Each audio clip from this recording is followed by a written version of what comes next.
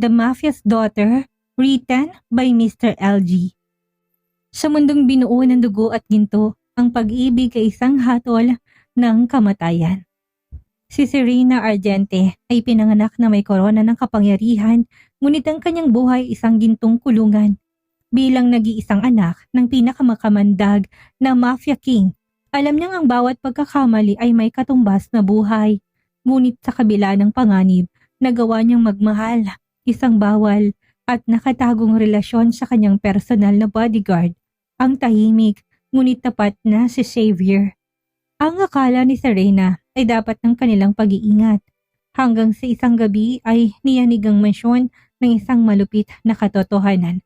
Siya ay nagdadalang tao.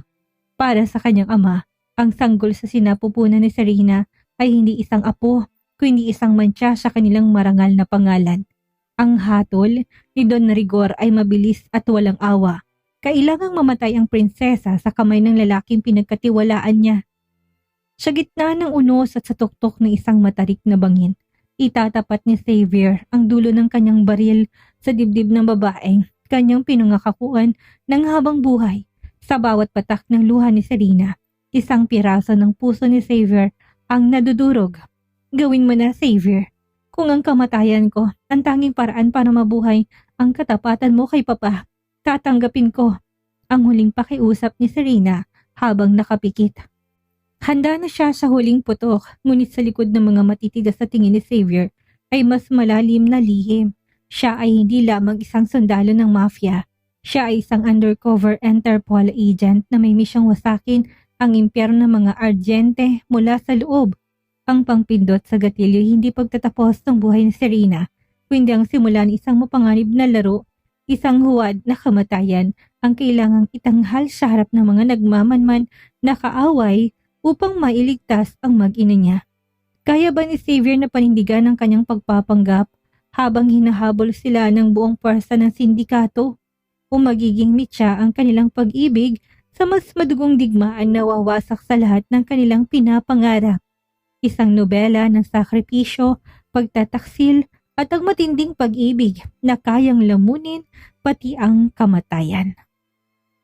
Ang hangin sa loob ng mansyon ng mga Argente ay tila may halong lason, mabigat, malamig at nakamamatay. Sa bawat paghakbang ni Xavier sa pasilyo, gawa sa itim na marmol, nararamdaman niya ang tinig ng mga armadong tauhan na nakahilera sa dingding. Pero hindi ang mga baril nito ang kinatatakutan niya, kundi ang katotohanan ng bitbit niya sa loob ng kanyang dibdib.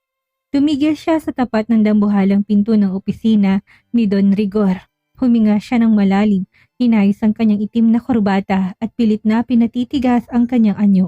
Bilang pinakamagaling na bodyguard at special operative ng Don, bawal sa kanyang manginig. Pasok. Ang boses ni Don Rigor ay parang kalansing ng bakal. Pagbukas ng pinto, bumungad sa kanya ang Don na nakatalikod sa mesa at nakatanaw sa malawak na hardin ng mansyon. Ang usok mula sa kanyang mamahaling tabako ay bumabalot sa silid. Sa ibabaw ng mesa, nakita ni Xavier ang isang bagay na nagpatigil sa tibok ng kanyang puso. Isang ultrasound result at ilang mga litrato nilang dalawa ni Serena na palihim na nagtatagpo sa hardin. 3 taon, Xavier. Panimula ng matanda nang hindi lumilingon. 3 taon kitang itinuring na kanang kamay. Pinagkatiwalaan kita sa buhay na nag-iisang tagapagmana ng aking imperyo. Dahil alam ko, ikaw lang ang may kayang pumatay na hindi kumukurap ang mga mata. Dahan-dahang humarap si Don Rigor. Ang kanyang mga mata ay nanilisik sa galit. Ang mga ugat sa kanyang noo ay tila puputok na. Pero anong ginawa mo? Hinayaan mo pasukin ng isang daga ang aking bakuran? Hinayaan mo madungisan ang puri ng anak ko ng isang commoner? Nanatiling tahimik si Xavier. Ang kanyang mga kamao ay nakakuyom sa gilid ng kanyang pantalon. Hindi alam ng Don na ang commoner na tinutukoy nito ay ang lalaking nasa harap mismo niya. Hindi ko alam kung sinong hayop na yon, Xavier. Pero ang masakit, sa ilalim ng iyong pangangalaga, naging malandi ang aking anak. Isang malakas na hampas sa mesa ang yumanig sa buong silid. Isang mantsa ang sanggol na yan sa pangalan ng mga Argente at ang mga mantsa ay binubura. Inabot ni Don Rigor ang isang gintong case at kinuha ang paborito niyang revolver. Nilapag niya ito sa tapat ni Xavier. Dalhin mo si Serena sa San Sebastian Cliff. Bukas ng hating gabi. Doon mo siya tapusin. Isama mo na rin ang basurang nasa loob ng sinapupunan niya. Malamig na utos ng matanda. Ito ang huling pagsubok sa katapatan mo. Kapag bumalik ka rito nang wala ang bangkay niya, Xavier, ang bangkay mo ang susunod kong kukunin. Masusunod, Don Rigor. Maikli at malamig na sagot ni Xavier. Bagamat sa loob niya'y nangangalit ang bagyo. Paglabas ng opisina, mabilis sa tinungo ni Xavier ang dulo ng pasilyo kung saan naroon ang silid ni Serena. Pagpasok niya, nakita niyang dalaga na nakaupo sa gilid ng kama. Namumutla at nanginginig ang mga kamay. Agad na tumakbo si Serena sa kanya at yumakap ng mahigpit. Xavier, nalaman niya na. Papasok si Marco kanina. Kinuha ang mga gamit ko. Hikbi ni Serena. Anong gagawin natin? Papatayin niya ako, Xavier. Papatayin niya tayo. Hinuwad ni Xavier ang kanyang matigas na anyo at dahan-dahang hinaplos ang buhok ng dalaga. Huminga ka ng malalim, Serena. Makinig ka sa akin. Bukas, dadaling kita sa bangin. Iisipin nila na yon ang huling sandali mo. Tumingala sa Serena, puno ng takot ang mga mata. Gagawin mo ba talaga? Papatayin mo kami. Hinalikan ni Xavier ang noon ni Serena. Hindi ko hayaan na may dumapong bala sa inyo ng anak natin. Magtiwala ka sa akin. I'm getting you out of here. Pagkaalis sa silid, pumasok si Xavier sa sarili nilang kwarto at nilak ang pinto. Kinuha niya isang malit na device sa loob ng kanyang sapatos at binuksan ito. Isang kulay asul na ilaw ang kumislap. Agent X4 reporting. Mahina niyang bulong sa transmitter. The target has issued the kill order.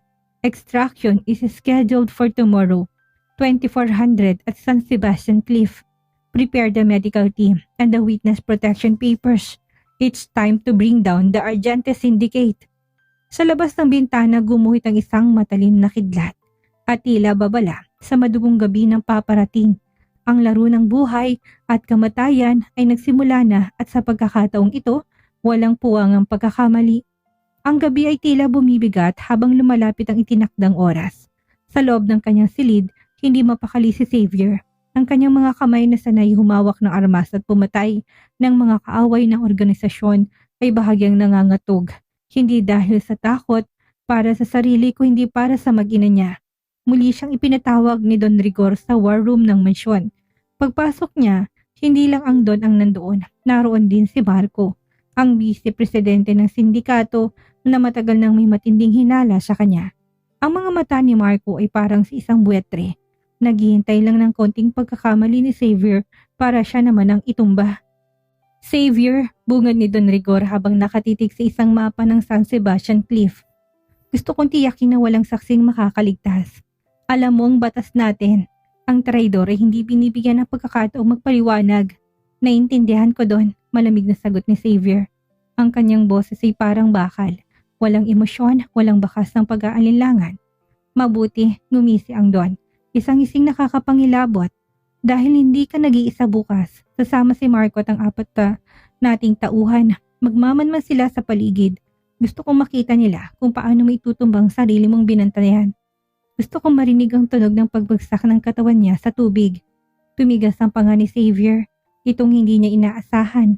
Ang plano niya ay itaka si Serena nang sila lang dalawa. Ngunit ang presensya ni Marco ay nangangahulugan na kailangan niyang pumatay ng sariling kasamahan para maisalba ang kanyang pamilya. Bakit kailangan pa ng iba doon? Kaya ko itong tapusin na mag-isa. Mungkahi ni Xavier. Sinusubukang panatilihin ng otoridad sa boses. Huwag mong masamain, Xavier, sabat ni Marco habang nililinis ang kanyang kutsilyo. Gusto lang naming masigurado na hindi ka lalambot. Masyado kayong naging malapit na Serena. Baka bigla kang makakita ng anghel sa harap mo at hindi mo maituloy ang utos. Ngumiti ng matalim si Xavier kay Marco. Sa 3 taon ko dito, kailan ako naging malambot, Marco? Kung gusto mong manood ng bitayan, siguraduhin mong hindi ka kukurap dahil baka hindi mo mamalayan kung sino talaga ang unang matutumba.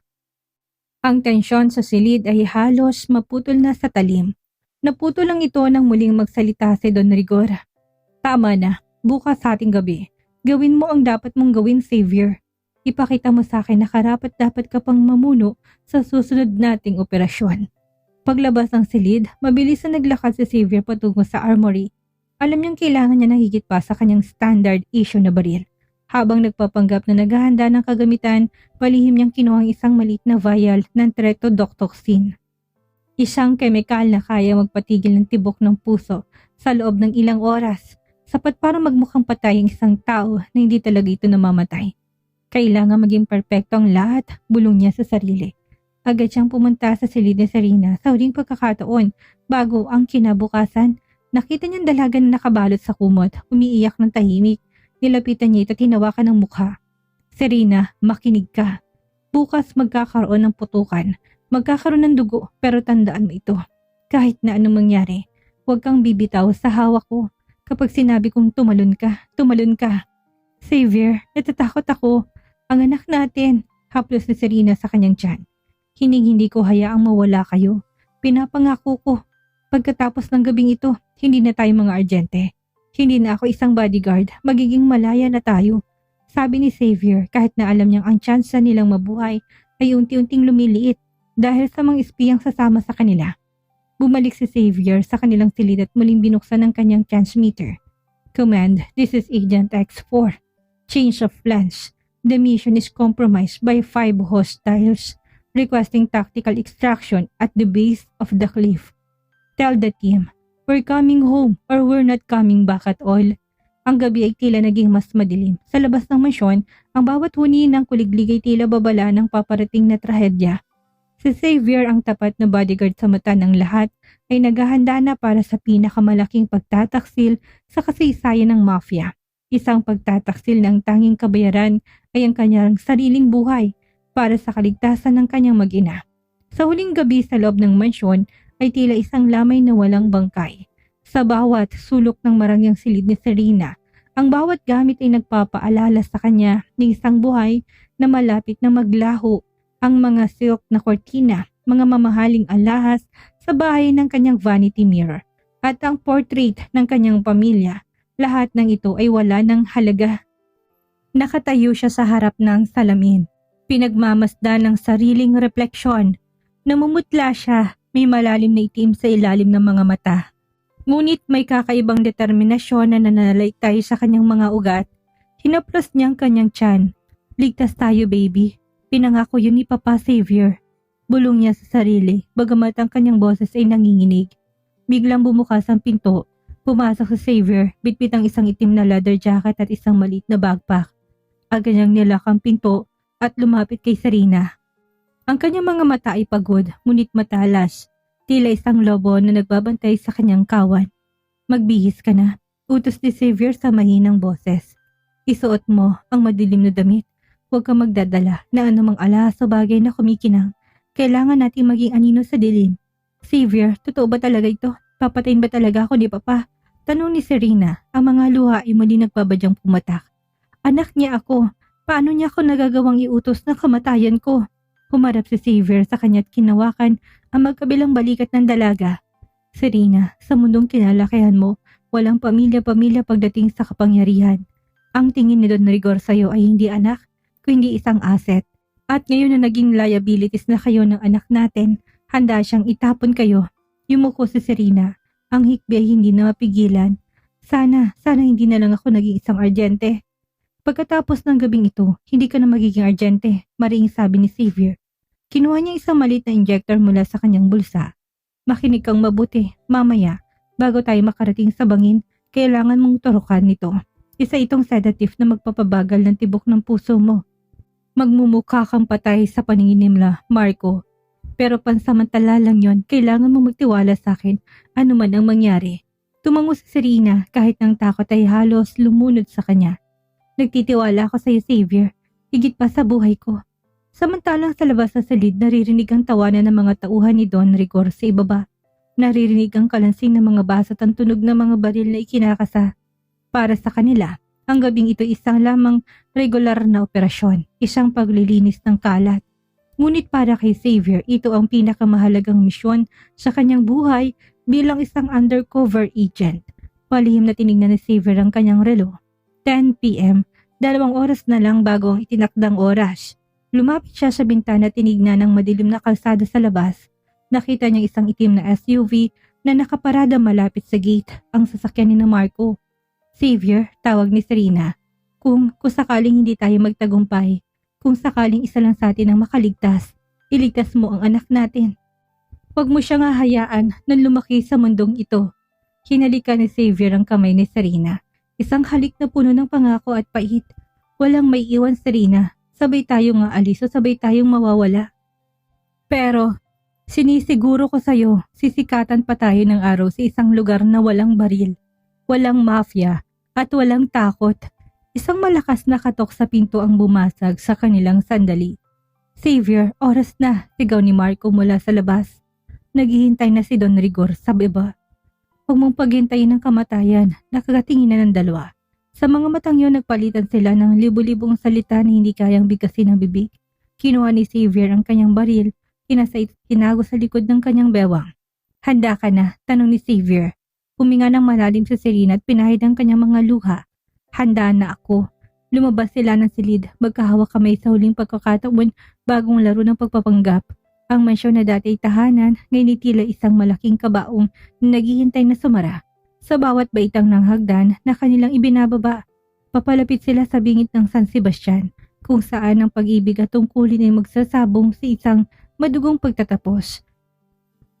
Ang dagundong ng alon sa ibaba ng San Sebastian Cliff ay tila hiyaw ng mga kaluluwang nananawagan.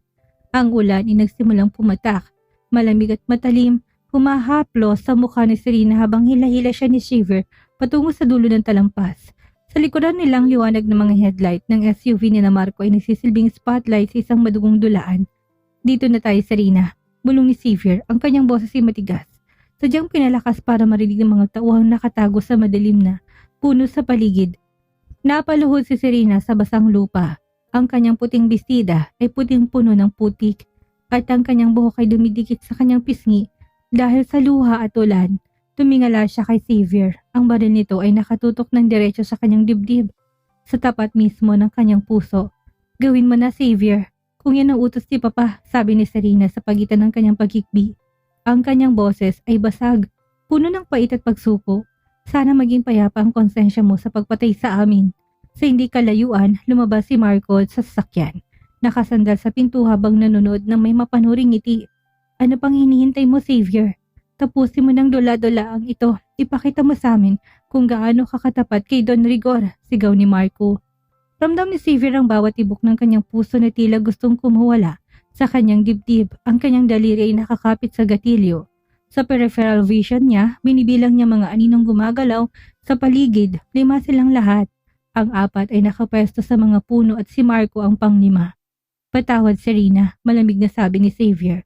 Sa isang iglap, bago pa man nakapikit si Serena, mabilis na lumingon si Xavier. Hindi ang gatilyo para kay Serena ang kinalabit niya. Sa isang split seconds na galaw ng bunga ng mga taon ng training sa Interpol, pinaulanan niya ng balang direksyon ng mga puno.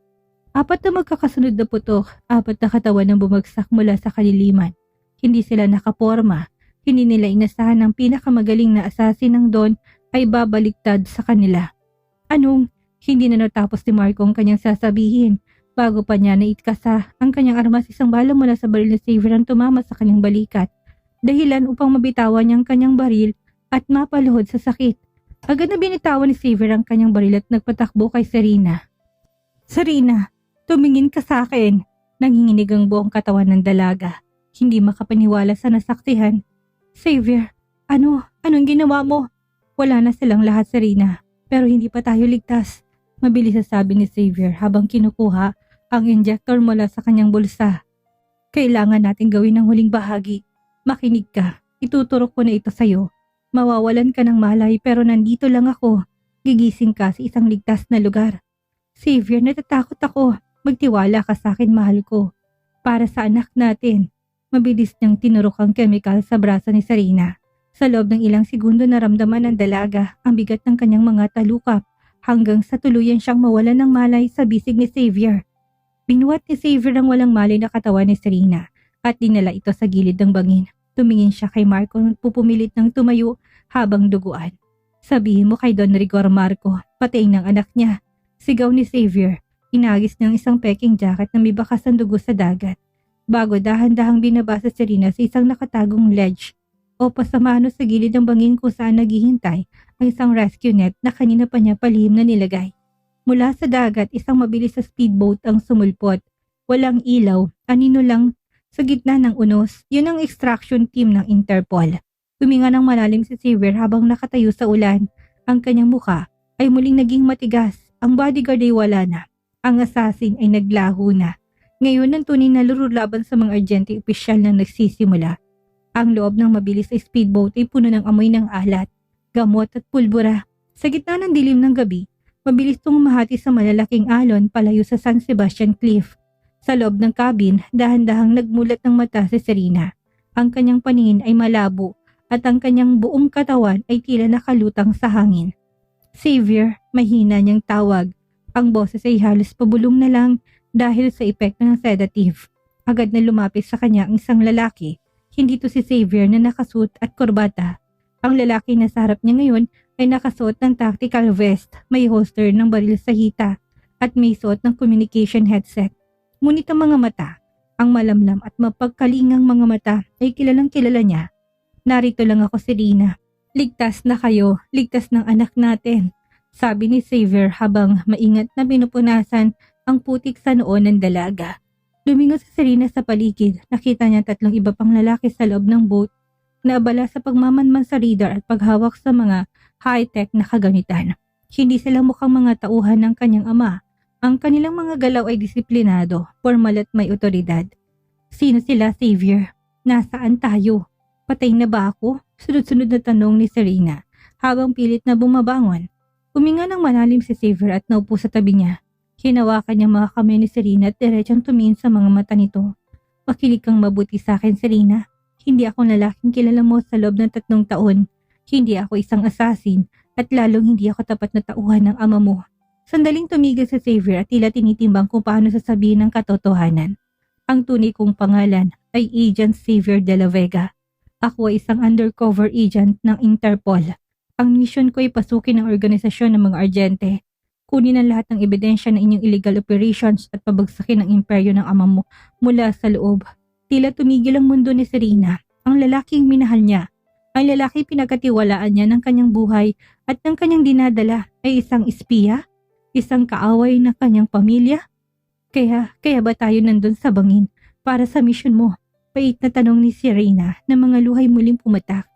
Ginamit mo lang ba ako, Xavier? Ginamit mo lang bang nararamdaman ko para makalapit kay Papa? Agad na umiling si Xavier sa kanyang mukha'y bakas ng tunay na sakit. Hindi, Serena. Nung una, bahagi ka ng plano, pero ang mahalin ka, ang mabuo ang baby na to. Hindi yun kasama sa script. Yun ang tanging bagay na totoo sa buhay ko sa loob ng 3 taon. Kaya ako ginawa ang dulaan sa bangin ay para iligtas ka. Sa mata ng ama mo at ng buong mafia, patay na si Serena Argente. Nahulog ka sa bangin at nilamon ng dagat. Yun lang ang tanging paraan para hindi ka na nila habulin pa. Pero si Papa, mawawalan siya ng anak, hikbi ni Serena. Kahit na alam niyang pinapatay siya nito, hindi pa rin mawala ang sakit ng pag-abandona. Ang papa mo ang nagutos na kitli ng buhay mo, Serena. Paalala ni Xavier sa kanya. Mula sa sandaling ito, wala ka na sa ilalim ng kanyang anino. Bibigyan ka namin ng bagong pagkakakilanlan sa ilalim ng Witness Protection Program. Dadalhin ko kayo sa isang lugar kung saan walang makakahanap sa inyo. Biglang tumunog ang radyo ni Xavier. Agent X4, we have movement on the north side. 2 Argente patrol boats spotted. They are searching the perimeter. Tumayo si Xavier. Ang kanyang anyo ay muling naging isang matikas na sundalo. Check the thermal scanners. Do not engage unless necessary. We need to reach the extraction point in 10 minutes. Tinignan ni Xavier si Serena na tahimik lang na nakatingin sa malayo. Alam niyang napakabigat ng revelasyong ito para sa dalaga. Ang mundong kinalakihan nito ay naglaho sa loob ng isang gabi at ang lalaking sandigan nito ay lumabas na isang estranghero. Serena, galit ka man sa akin ngayon, gagawin kong lahat para protektahan kayo. Tapos na ang pagiging bodyguard ko sa mafia. Ngayon ako na ang magiging tanging pader na harang sa anumang panganib na lalapit sa inyo. Pangako ni Xavier bago muling bumalik sa control panel.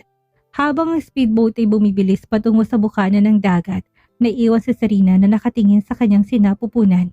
Ang buhay na dati puno ng ginto at dugo ay napalitan ng isang malaking katanungan.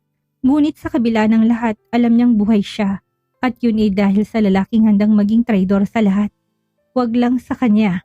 Ang safe house ay isang abandonadong lighthouse, isang liblib na isla sa gawing timog. Malayo sa nangya ng mansyon na kinalakihan ni Serena. Ang silid ay amoy lupa, malamig at tanging ang ugong ng generator ang maririnig. Sa loob ng maliit na kusina, nakatayo si Xavier sa harap ng kanyang laptop. Ang kanyang mukha ay nababalot ng asul na liwanag mula sa screen. Dahan-dahang pumasok si Serena, nakabalot sa isang makapal na jacket na ibinigay ng isa sa mga kasamahan ni Xavier. Namumugto pa rin ang kanyang mga mata at ang kanyang bawat galaw ay bakas ng pag-aalinlangan. Huminto siya sa likuran ni Xavier, nakatingin sa mga folders na may label na Argente Syndicate Classified. Yan ba ang dahilan kung bakit mo ako nilapitan noong una? Basag ang boses na tanong ni Serena. Ang mga file na yan, ang mga transaksyon ni Papa. Hindi lumingon si Xavier, ngunit bumuntong hininga siya ng malalim. Serena, ang organisasyon ng ama mo ay responsable sa pagpasok ng iligal na armas sa buong Southeast Asia. Libo-libong buhay ang nawasak dahil sa kapangyarihang hinahawakan niya. Ang mission ko ay pigilan yun. Humarap si Xavier sa kanya at sa unang pagkakataon nakita ni Serena ang pagod sa mga mata ng lalaki. Nung inatasan ako ng Interpol na maging bodyguard mo, ang plano ay gamitin ang access mo sa library at office ni Don Rigor. Pero sa bawat araw na binabantayan kita, nakita ko na hindi ka katulad nila. Isa kang biktima ng sarili mong apelyido. Biktima o hindi, Argente pa rin ako, Xavier. Pait na sagot ni Serena. Lumapit sa mesa, tinuro ang screen. Anong plano niyo sa kanya? Papatay niyo rin ba siya gaya ng utos niyo sa akin? Dadalhin namin siya sa hustisya. Ang dead drop operation ay ang huling yugto. Iisipin nila na patay ka na, kaya magiging kampante si Don Rigor. Sa oras na magluksa ang buong organisasyon, doon kami lalakad para kumpiskahin ang lahat ng assets niya. Paliwanag ni Xavier. Ngunit bago pa man makasagot si Serena, isang pulang ilaw ang nag-flash sa screen ni Xavier. Isang proximity alarm. Agent X4, we have a breach. Boses ni isang kasamahan niya sa labas. May isang chopper na papalapit. Hindi to sa atin. It's a private bird. Black Hawk style. Kay Don Rigor ang markang yan. Paano nila tayo nahanap? Singhal ni Xavier habang mabilis na sinasara ang laptop at sinusukbit ang kanyang baril. Si Papa, mihinang sabi ni Serena. Nanginginig ang kanyang mga labi. May tracker ang bawat alahas na ibinigay niya sa akin. Kahit ang sapatos ko, may microchip yon. Mabilis na tinignan ni Xavier ang sapatos sa Serena.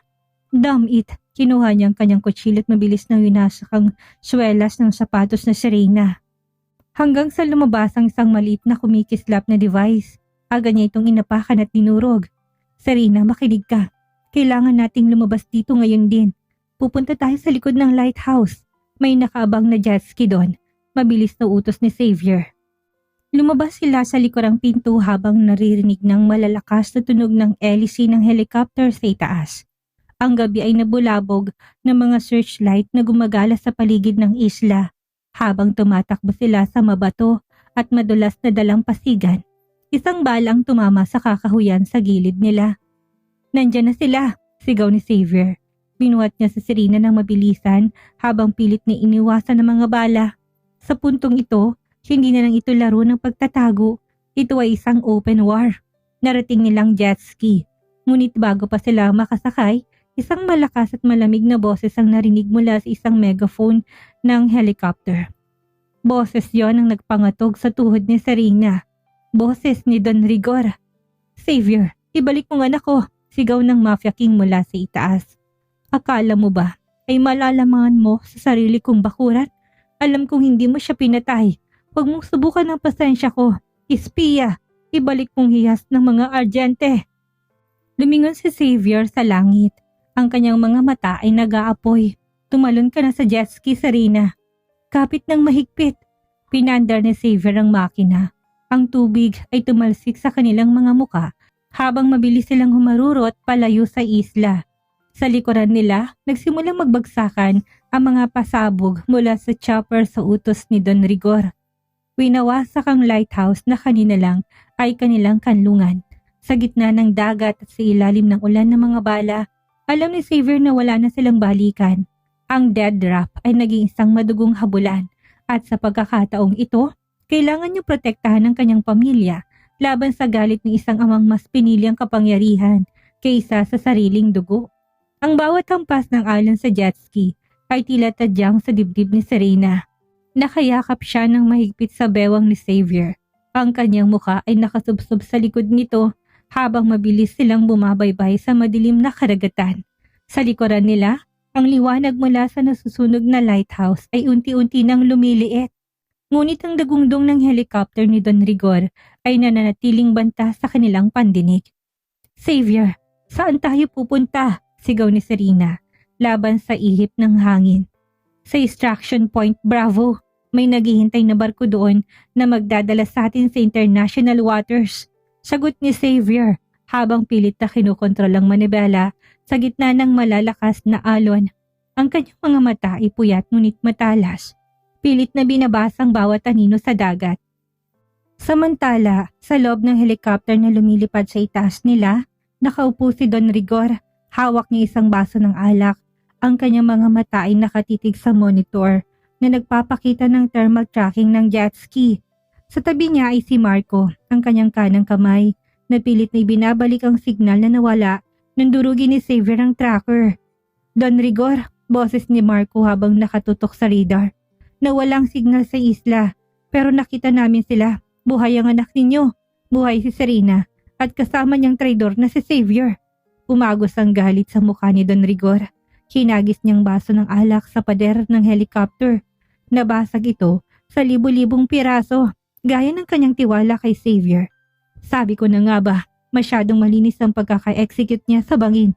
Walang bangkay na lumutang, walang dugo sa dalampasigan. Xavier is playing me for a fool." "Anong utos niyo doon?" tanong ni Marco habang hinahanda ang kanyang sniper rifle. "Huwag niyo silang papatayin." "Pa," malamig na sabi ng Mafia King. "Gusto kong makita ang mukha ni Xavier bago ko siya balatan ng buhay. At ang anak ko, iuwi niyo na siya. Ako mismong kukuha sa batang dinadala niya. Isang ardyente ang nasa sinapupunan niya. At hindi ko hayaan na lumaki yun sa kamay ng isang espiya." Sa gitna ng dagat, biglang namatay ang makina ng jet ski na Xavier. Ang katahimikan na sumunod ay mas nakakatakot kaysa sa tunog ng alon. "Bakit tayo tumigil?" tanong ni Serena. Ang kaba ay muling bumangon sa kanyang lalamunan. "Naubusan tayo ng gas." Mura ni Xavier sa sarili. Hinampas niya ang manibela, masyadong malayong tinakbo nila para iwasan ang mga pagsabog sa isla. Sa hindi kalayuan, nakikita niya ang mga ilaw ng mga patrol boat ng mga ardyente na unti-unting lumalapit na parang mga pating. "Xavier, heto na sila," pabulong na sabi ni Serena. Nanginginig ang kanyang buong katawan. Hindi dahil sa lamig ng tubig, kundi dahil sa takot sa kanyang ama. Hinila ni Xavier sa Serena palapit sa kanya at idinikit ang noo nito sa kanya. "Makinig ka, Serena. Isuot mo itong life vest. Kailangan nating lumangoy patungo sa mga batuhan sa gawing kaliwa. Doon tayo magtatago hanggang sa dumating ang backup ko. Hindi tayo pwedeng manatili dito sa gitna." "Hindi ko na kaya, Xavier. Pagod na ako. Ang baby." "Kaya mo to. Para sa akin. Para sa anak natin." Pagpapalakas ng loob ni Xavier. Hinalikan niya ang labi ng dalaga. Isang halik na tila pamamaalam at pangako bago sila sabay na tumalon sa malamig na tubig. Habang lumalangoy sila, ang mga searchlight mula sa mga bangka ni Don Rigor ay parang mga matang naghahanap ng biktima sa ibabaw ng tubig. Bawat pagsisid nila ay labanan para sa hangin. Ramdam ni Xavier ang bigat ng kanyang tactical gear, pero hindi niya binitawan ang kamay ni Serena. Sa itaas, muling umikot ang helicopter. Sa pagkakataong ito, mas mababa na ito. Ang hangin mula sa hélice ay nagpapalaki ng alon, lalong nagpapahirap sa kanilang paglangoy.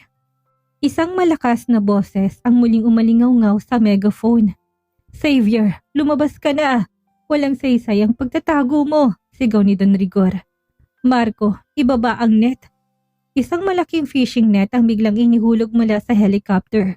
Mabilis itinulak ni Xavier sa Serena palayo bago pa sila sabay na makulong. Ngunit sa kasamaang palad, ang binti ni Xavier ay sumabit sa mga lubid. Langway, Serena. Huwag kang lilingon. Pumunta ka sa mga bato. Sigaw ni Xavier habang ang net ay unti-unti nang hinihila pa itaas ng helicopter. Xavier! Sigaw ni Serena. Pilit na bumabalik pero ang alon ay tinataboy siya palayo. Nakita ni Serena kung paano binugbog si Xavier ni na Marco nang mailapit na ang net sa pinto ng chopper.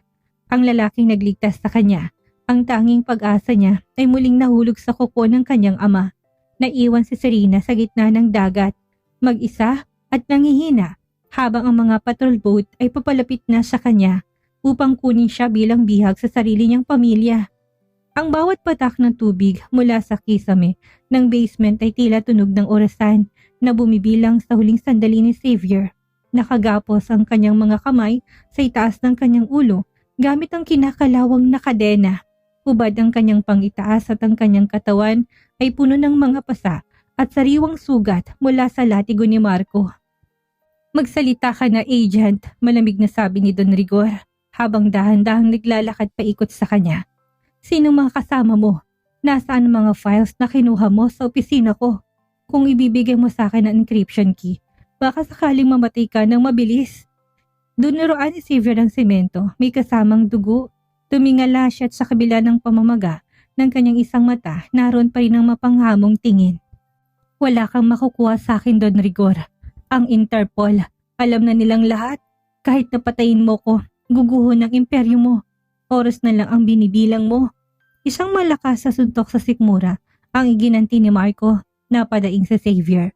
Ang kanyang hininga ay tila naputol, ngunit hindi siya nagmakaawa. Huwag kang masyadong kampante, Xavier, bulong ni Don Rigor sa kanyang tenga. Akala mo ba ay nakatakas si Serena? Nakuha na siya ng mga patrol boat ko. Ngayon, muli siyang nakakulong sa kanyang silid. At ang batang yan, pagkapanganak niya, sisiguraduhin kong wala siyang makikilalang ama. Dahil ang ama niya ay papakainin ko sa mga pating. Samantalang sa itaas ng bahagi ng mansyon, nakadapa si Serena sa kanyang kama. Humihigbi ng walang tigil. Ang kanyang silid ay binabantayan ng 4 na armadong lalaki sa labas. Wala ng kanyang cellphone, wala ng kanyang kalayaan. Ang kanyang tanging kasama ay ang takot para sa buhay ni Xavier. Xavier, please, mabuhay ka, bulong niya sa hangin. Hinaplos niya ang kanyang tiyan. Nararamdaman niyang kakaibang pintig doon.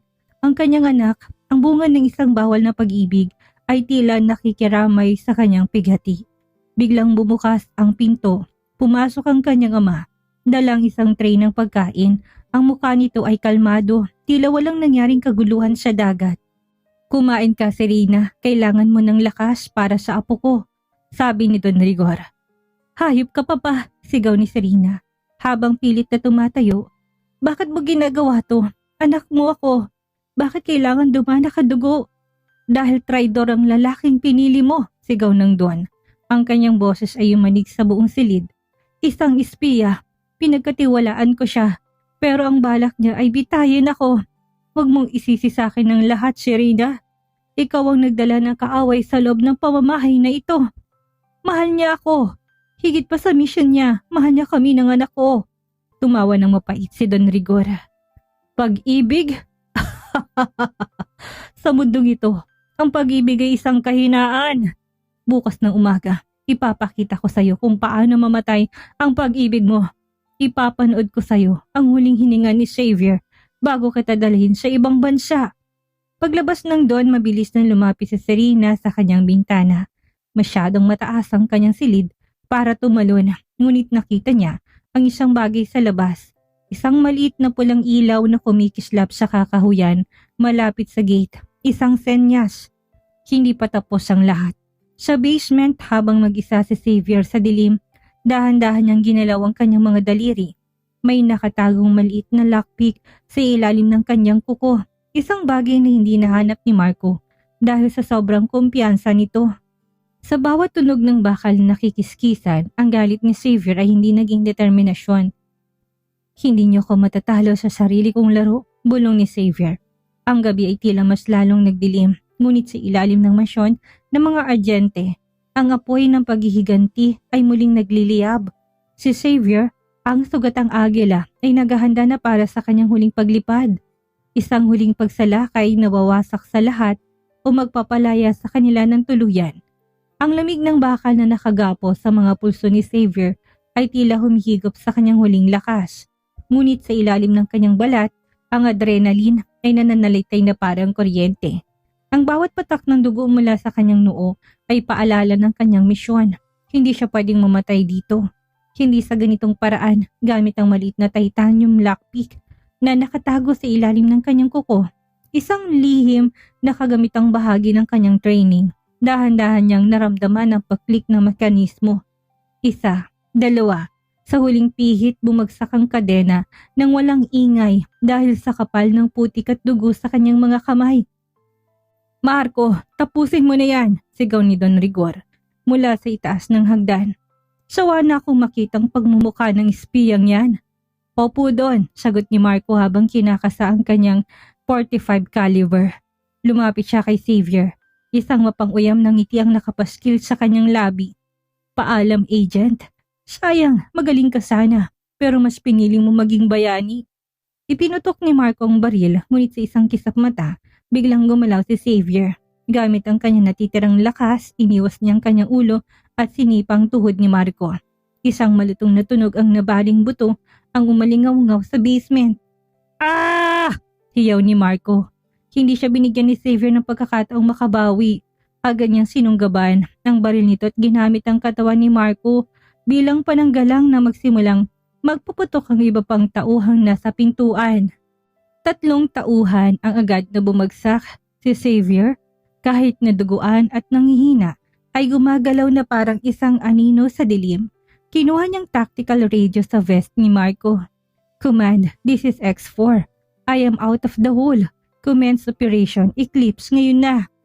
Samantalang sa itaas na bahagi ng mansyon, narinig ni Serena ang mga putok mula sa basement. Ang kanyang puso ay tila gustong tumalon sa kanyang lalamunan. Alam niya nagsimula ng kaguluhan. Mabilis siyang lumapit sa kanyang kama at kinuha ang isang matulis na piraso ng basag na salamin na kanina pa niya itinago mula sa kanyang tray ng pagkain.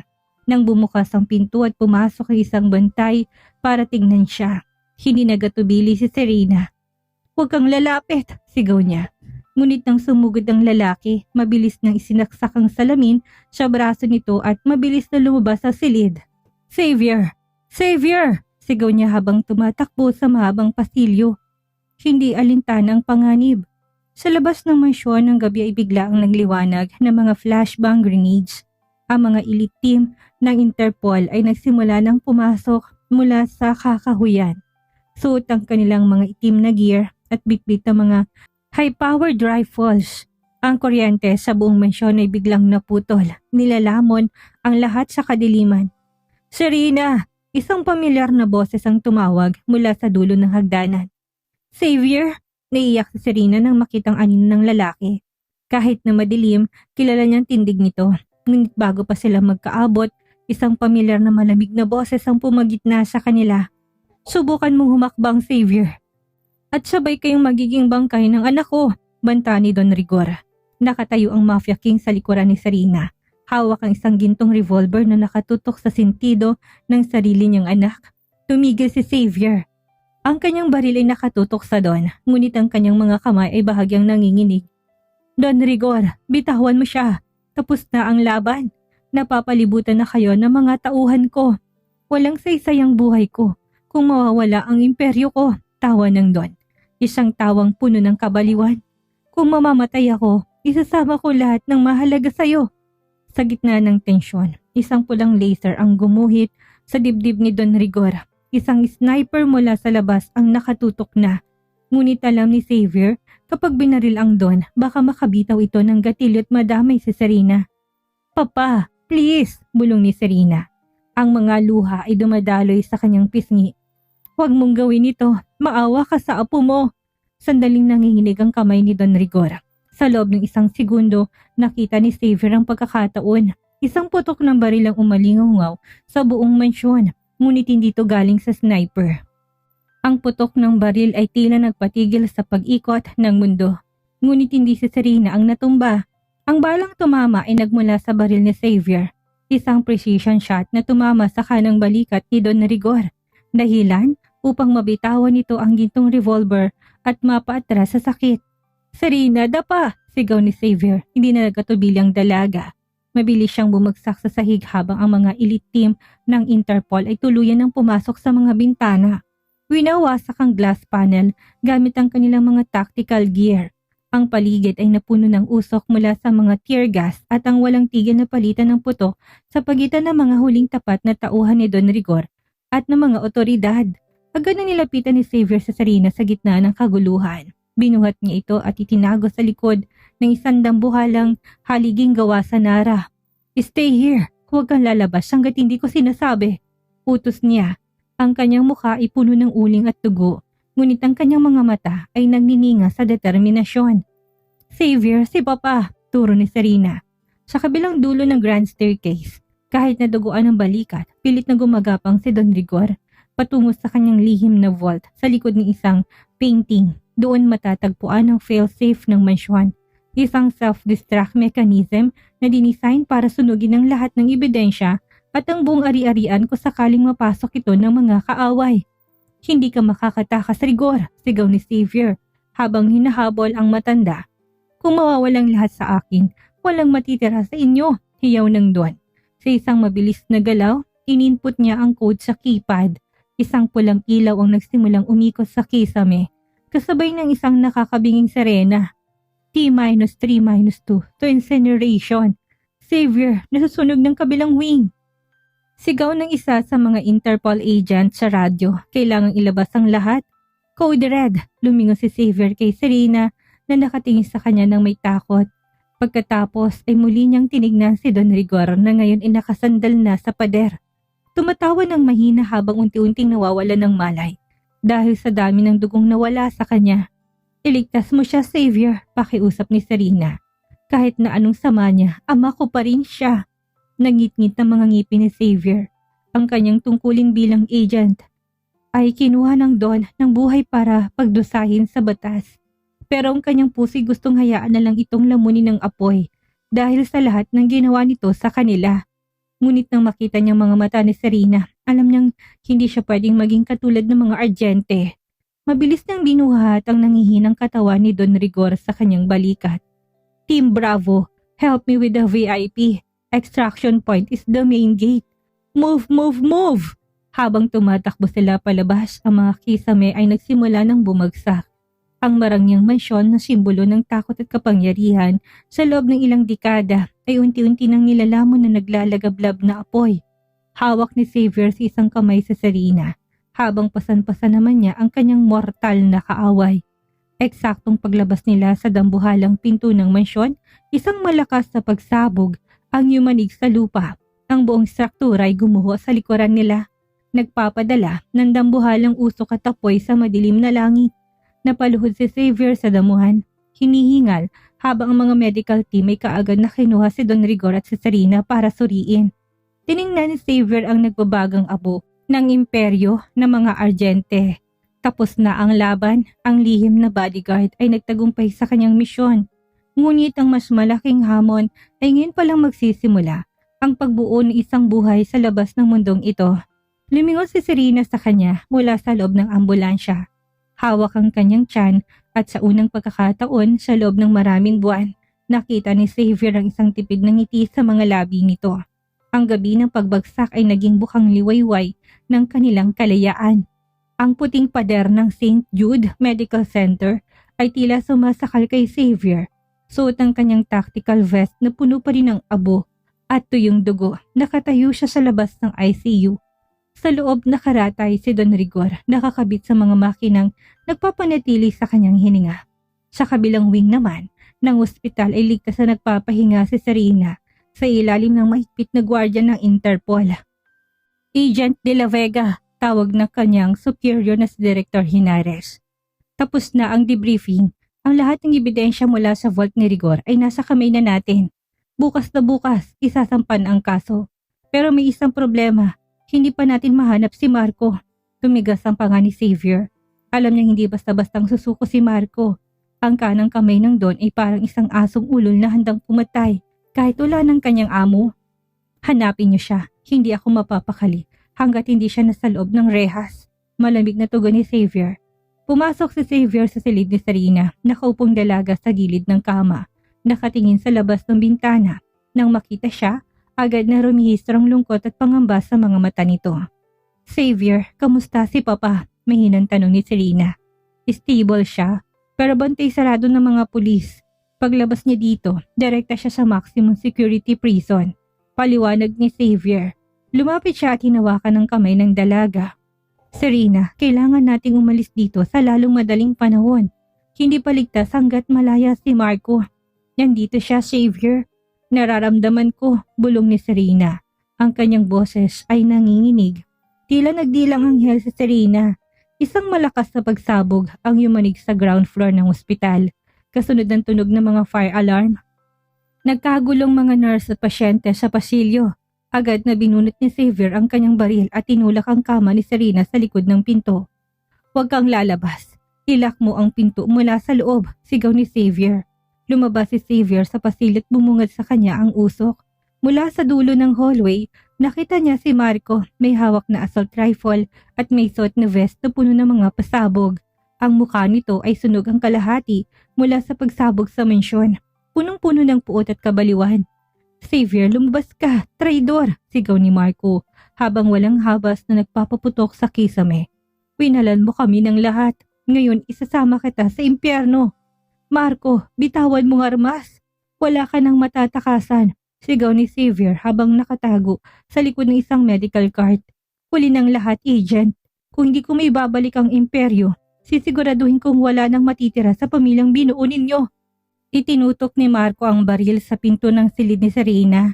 Bago pa makakalabit ng gatilyo si Marco, mabilis na sumanggap si Xavier. Isang madugong suntukan at barilan ang naganap sa gitna ng mausok na pasilyo. Bawat suntok ni Xavier ay may dalang galit para sa lahat ng pagpapahirap na ginawa sa kanya sa basement. Bawat tadyak ay para sa takot na idinulot ni Marco kay Serena. Nagpang-abot sila sa sahig, nagagawan sa baril. Mamamatay tayong dalawa dito. Tawa ni Marco habang inaabot ang detonator sa kanyang dibdib. Hindi sa oras na ito, mariing sabi ni Xavier. Gamit ang kanyang huling lakas, binalian niya ang braso ni Marco at binaril ito sa hita para hindi na makagalaw pa. Sa isang mabilis na kilos, sinablot niya ang detonator at tinapon ito sa bintana, segundo bago ito sumabog sa labas. Dumating ang mga backup ng agent at kagad na dinamba si Marco. Sugatan si Xavier. Humihingal at puno ng pasa ang muka. Ngunit ang kanyang mga mata ay kagad na humanap sa pinto ni Serena. Binuksan niyang pinto at nakitang dalaga na nakayakap sa kanyang sarili, umiiyak. Agad siyang nilapitan ni Xavier at niyakap ng mahigpit. Tapos na, Serena, tapos na talaga. Wala na silang lahat. Sa gitna ng kaguluhan ng ospital, habang naririnig ang mga sarena ng pulis sa labas, naramdaman ni Xavier ang paggalaw ng sanggol sa sinapupunan ni Serena, isang paalala na sa gitna ng dugo at puot, may isang bagong buhay na naghihintay. Ang huling harapin ay tapos na. Ngayon ang tanging natitira ay ang pagbuo ng kanilang kinabukasan. 6 na buwan ang lumipas mula nang gumuho ang imperyo ng mga Argente. Ang dating mansyon na simbolo ng takot ay isa na lamang tumpok ng abo at alaala. Sa loob ng isang high security courtroom, suot ang kanyang uniform bilang isang opisyal na Interpol. Nakatayo si Xavier sa witness stand.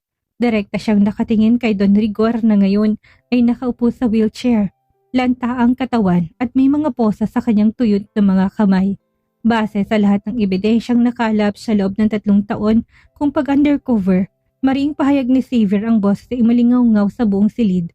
Si Rigor Argente ay nagkasala ng multiple murder, illegal arms trafficking at human rights violations. Walang puwang ang kanyang kasamaan sa lipunang ito. Nang basahin ng hukumang hatol ng reclusion perpetua o habang buhay na pagkabilanggo ng walang parol, isang mabigat na buntong hininga ang kumawala sa dibdib ni Xavier. Lumingon siya sa gallery at nakita si Serena. Nakasuot ang dalaga ng maluwag na floral dress. Ang kanyang tiyan ay malaki na at handa ng magluwal anumang sandali. Sa mga mata ni Serena, wala na ang takot. Tanging kapayapaan na lamang ang nananahan doon. Paglabas ng korte, hinarang sila ng mga reporters. Ngunit mabilis silang itinaka sa mga kasama ni Xavier patungo sa isang itim na SUV. Sa loob ng sasakyan, hinawakan ni Xavier ang kamay ni Serena. Tapos na, Serena. Hindi na kayo kailanman magtatago.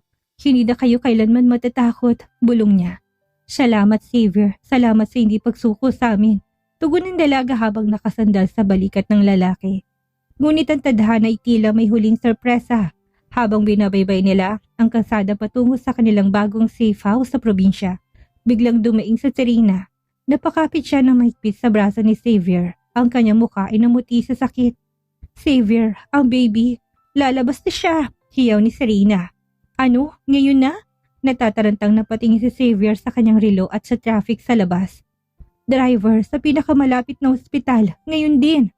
Ang tahimik na biyahe ay naging isang karera laban sa oras. Sa loob ng delivery room, hindi binitawan ni Xavier ang kamay ni Serena. Ang lalaking sanay sa putukan, sanay sa dumanak ng dugo, at sanay sa bingit ng kamatayan ay ngayon lang nangiinig ng ganito. Pinanood niya ang pakipaglaban ni Serena, hindi sa mga bala, kundi sa pagdadala ng bagong bahay sa mundo. Isang malakas na uha ang bumasag sa katahimikan ng silid. Isang sanggol na lalaki, malakas ang boses at may mga matang tila naman ang talas ng kanyang ama. Isang matapang na batang lalaki, sabi ng doktor habang inaabot ang sanggol kay Serena. Napaiyak si Xavier habang nakatingin sa kanyang mag-ina. Siya si Alexander, ang kanyang pangalan ay nangangahulugang tagapagtanggol. Hindi siya magiging alipin ng kanyang apelyido. Siya ay malaya. Ilang linggo matapos ang panganganak, lumipas sila sa isang maliit na bahay sa gilid ng dagat, malayo sa ingin ng syudad at sa madugong nakaraan ng mafia. Doon, habang pinapanood ang paglubog ng araw, nakatayo si Xavier sa balkonahe. Wala ng kanilang baril, wala ng kanyang tactical vest. Ang tanging hawak niya ay ang kanyang anak habang si Serena ay nakayakap sa kanyang tagiliran. Alam mo, Xavier, panimula ni Serena, habang nakatingin sa dagat. Nung nasa bangin tayo, akala ko talaga, yun ang katapusan. Akala kong pag-ibig natin ang papatay sa atin. Hinalikan ni Xavier ang noo ni Serena. Ang pag-ibig natin ang nagligtas sa atin, Serena. Ang pagiging undercover agent ko ang nagdala sa akin sa'yo. Pero ang pagiging savior mo ang nagbigay sa akin ng dahilan para mabuhay. Sa hindi kalayuan, naririnig ang huni ng mga ibon at ang banayad na hampas ng alon. Ang anino ng mga Argente ay tuluyan na naglaho sa dilim na nakaraan. Ang bodyguard na naging traidor sa mafia ay naging tapat na ama at asawa. Sa bawat paghampas ng alon, dala nitong pangako ng isang bukas na wala ng lihim. Wala ng dugo at wala ng takot, isang tunay na malayang bukas para sa pamilyang nabuo sa gitna ng digmaan. Isang taon matapos ang huling paghaharap sa korte, ang ingay ng mga baril at sirena ay napalitan ng banayad na tunog ng mga instrumentong likwardas at ang huni ng dagat sa isang pribadong resort sa Palawan. Ang sikat ng araw ay tila nakikigalak, nagbibigay ng gininto ang liwanag sa puting buhangin kung saan nakatayong isang altar na napalamutian ng mga puting rosas at orchids. Nakatayo si Xavier sa dulo ng aisle, wala ng kanyang tactical gear at ang bigat ng kanyang badge. Suot niyang isang immaculate white barong Tagalog na lalong nagpadisente sa kanyang matikas na anyo. Sa kanyang tabi, karga ng kanyang bestman at dating kasamahan sa Interpol ay ang maliit na si Alexander na ngayon ay nakasuot din ng mini barong at tila nakikinig sa musika. Nagsimulang tumugtog ang paboritong kanta ni Serena. Ang lahat ng mga panauhin, mga piling kaibigan, ilang kasama sa serbisyo at ang pamilyang pinili nila ay sabay-sabay na tumayo. Bumukas ang dambuhalang pinto ng garden at lumitaw si Serena. Suot ang isang verawang lace gown na tila humahalik sa kanyang bawat kurba. Mukha siyang isang anghel na bumaba sa lupa. Wala nang bakas ng puyat at takot sa kanyang mga mata. Tangi ang ningning ng kaligayahan ang namamayani sa kanyang buka. Naglalakad siya na mag-isa. Isang simbolo ng kanyang paglaya mula sa anino ng kanyang ama at ng kanyang nakaraan. Nang makarating siya sa harap ni Xavier, kinuha ng lalaki ang kanyang kamay, napansin ni Serena ang bahagyang panginig ng mga daliri ni Xavier. Ang lalaking hinarap ang buong mafia nang hindi kumukurap, ngayon tila natutunaw sa harap ng kanyang asawa. Serena, panimula ni Xavier nang dumating ang oras ng palitan ng sumpaan. Kinuha niyang mic at kanyang boses ay malalim at puno ng emosyon. Sinalubong kong bawat bala at panganib para sa misyon ko. Pero hindi ko akalain ang pinakamalaking misyong ibibigay sa akin ng tadhana ay ang mahalin ka at protektahan ka. Sa harap ng Diyos at ng ating anak, pinapangako ko, hindi na muling dadanak ang dugo para sa atin. Ako ang iyong magiging pader, ang iyong tahanan at ang iyong habang buhay na bodyguard. Naiiyak si Serena habang nakikinig. Kinuha rin niyang kanyang papel ng vows. Xavier, binigyan mo ko ng pangalan ng akala ko'y wala na akong pagkakakilanlan. Binigyan mo ko ng buhay nang akala ko'y kamatayan ng hatol sa akin. Ikaw ang aking tagapagligtas, ang aking bayani at ang tanging lalaking tinitubok ng puso ko. Mula ngayon, hindi na tayo magtatago. Mula ngayon, ang tanging lihim na itatago natin ay ang walang hanggang pag-ibig sa isa't isa. I now pronounce you husband and wife. Anunsyo ng opisyal. You may now kiss the bride. Hinapit ni Xavier ang baywang ni Serena at dinikit ang kanyang labi sa labi nito. Isang halik na may lasa ng alat ng dagat, tamis ng tagumpay at katiyakan ng kinabukasan. Umulan ang mga talutot ng rosas sa kanilang paligid habang nagpapalakpakan ng lahat. Pagkatapos ng seremonya, habang ang reception ay puno ng tawanan at sayawan sa ilalim ng mga bituin, lumayo sandali ang dalawa patungo sa dalampasigan. Malayo sa ingay, malayo sa lahat.